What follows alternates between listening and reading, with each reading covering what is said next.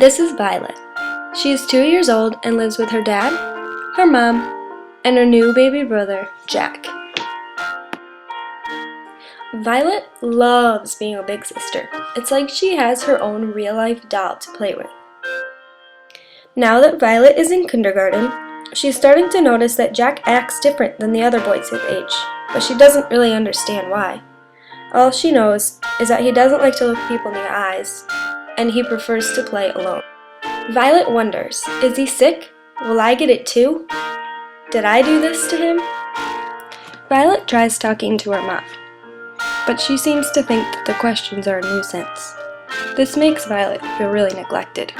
Violet's mom had planned a birthday party for Violet because she was turning 7. They were going to an arcade, and all of her friends and family were invited. Just as they were cutting the cake, Jack had a complete meltdown, consisting of kicking, screaming, and hitting. Violet was so embarrassed. Everyone was staring, and she could feel her face turning red. Jack's meltdowns had never bothered her before, but now all her friends were there. What were they thinking? This was socially unacceptable, because Jack is 5 years old.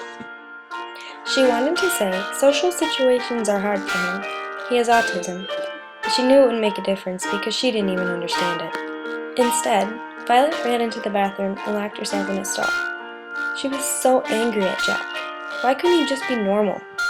Violet feels really guilty that she feels resentment towards her brother. But it can be so hard feeling like you live in the shadows of someone who has a disability. Throughout her whole life, everyone has always told Violet how patient, kind, and empathetic she is. But she's starting to question that. Violet's mom is always telling her that she is still a kid and doesn't need to take on so much responsibility when it comes to Jack. Her dad and mom can handle Jack and his autism. Violet just needs to worry about doing the things that other kids her age do, like playing with her dolls or going outside. Violet doesn't understand. She doesn't feel like she is taking on that much responsibility for Jack.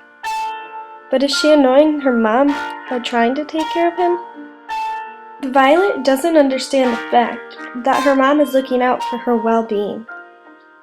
She doesn't want her to get overwhelmed with something that isn't even her responsibility because she loves her so much. Because of Jack's disability, he doesn't have very many friends.